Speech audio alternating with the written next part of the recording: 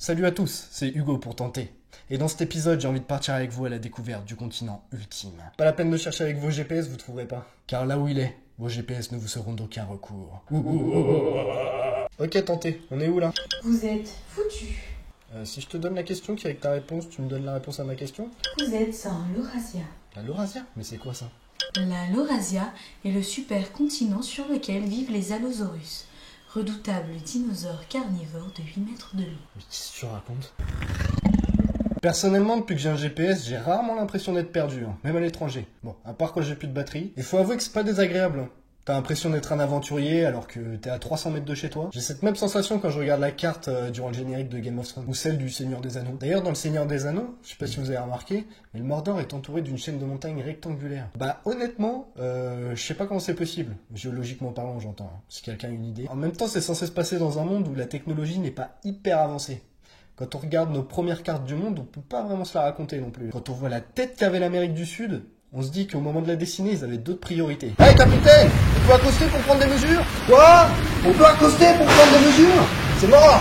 Mais capitaine, le roi veut une carte précise. Ouais bah le roi il a qu'à se taper le voyage. Hein. Donc là vous me dessinez une jolie patate et on n'a pas le bout. Du coup, pendant longtemps, le continent américain a ressemblé à un truc comme ça.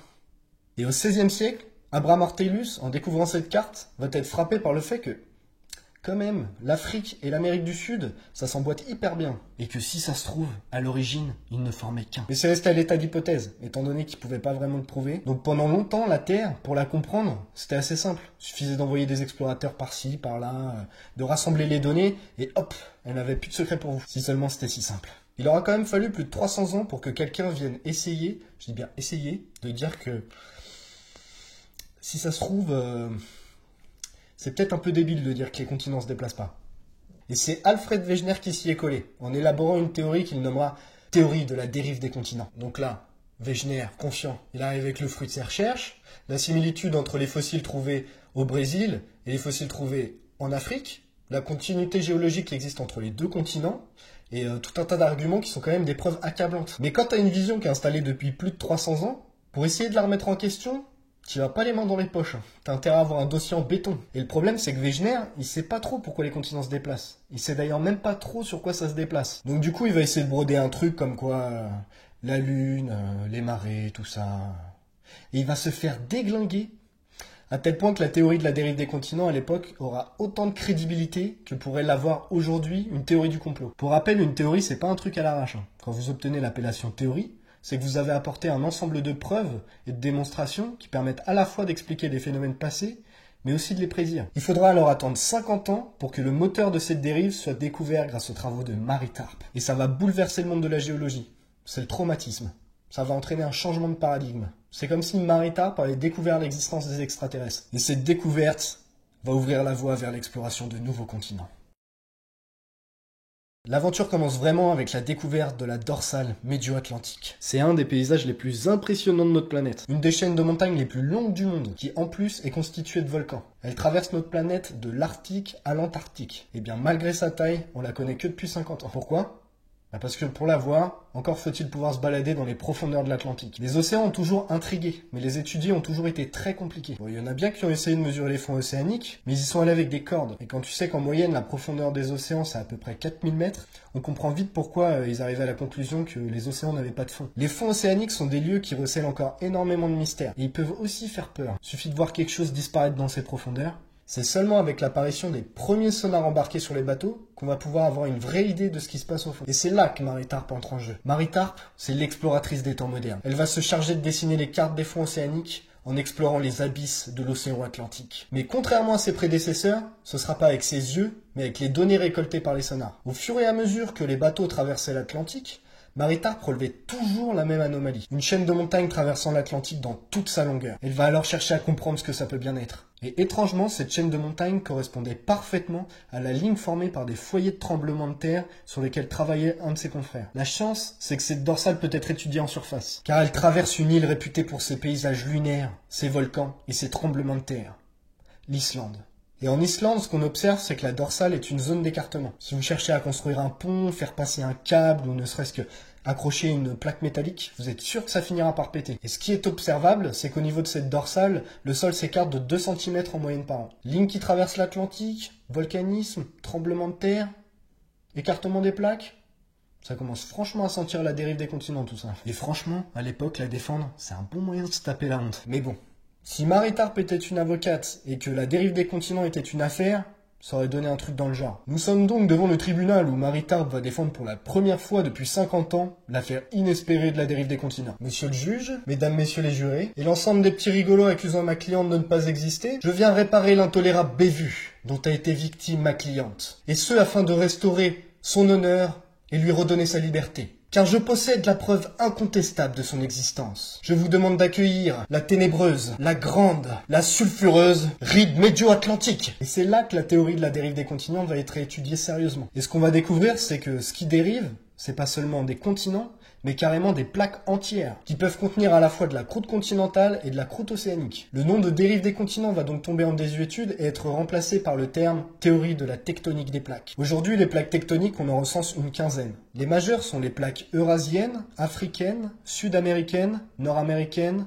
antarctiques, australiennes et pacifiques. Les autres viennent s'imbriquer ici. C'est la plaque de Nazca, ici, l'indienne. Ici, vous avez la Philippine, l'arabique, de Coco, Caraïbes.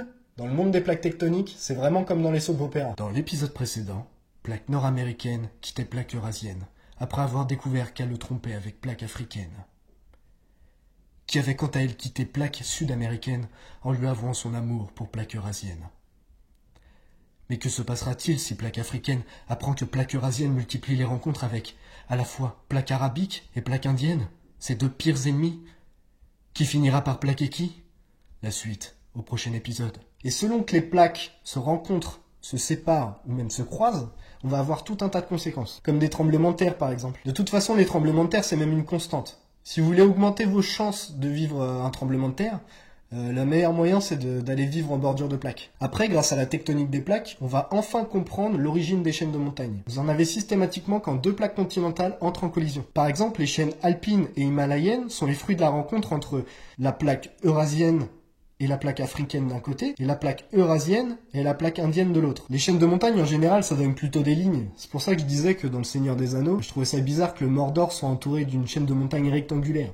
Mais bon, après, pourquoi pas. On va aussi pouvoir comprendre pas mal de choses, comme la ceinture de feu du Pacifique, les grands rifts ou les arcs insulaires. Et quand on farfouille un peu dans les croûtes continentales, on retrouve des anciennes chaînes de montagnes érodées, qui sont en fait les traces d'anciennes collisions. Car comme dirait Lyell, le présent est la clé du passé. Cette théorie de la tectonique des plaques ouvre la voie vers la quête de continents oubliés. Nous avons alors devant nous deux chemins, celui du passé et celui du futur. Alors dit comme ça, on peut croire que ça y est, on va mettre notre chapeau, on va prendre notre fouet, et on va aller affronter des monstres afin de découvrir une île engloutie sous les flots, comme l'Atlantide. Et c'est presque ça.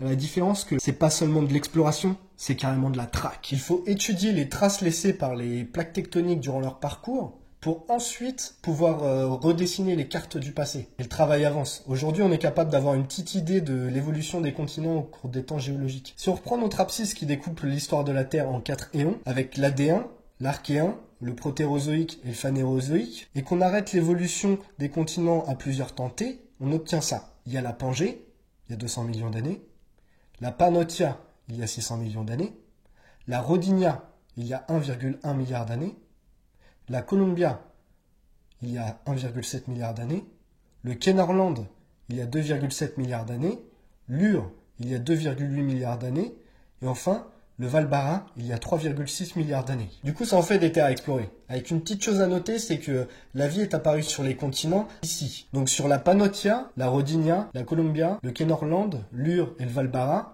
à part de la caillasse, il n'y avait pas grand-chose. Mais ça nous permet d'avoir une petite idée de l'état de la Terre au cours de l'évolution du vivant. Par exemple, que la vie a commencé à apparaître sur les continents à un moment où la Terre n'était pas binaire, quoi. Avec d'un côté un supercontinent et de l'autre un superocéan. Quand on étudie l'évolution des continents, on observe que cette division supercontinent-superocéan apparaît de façon cyclique tous les 500 millions d'années à peu près. C'est un peu le rythme cardiaque de notre planète. Ce cycle s'appelle le cycle de Wilson, en l'honneur de Wilson, le ballon dans Seul au monde. Parce qu'il a un supercontinent dessiné dessus, ou plus probablement un Thuzo Wilson.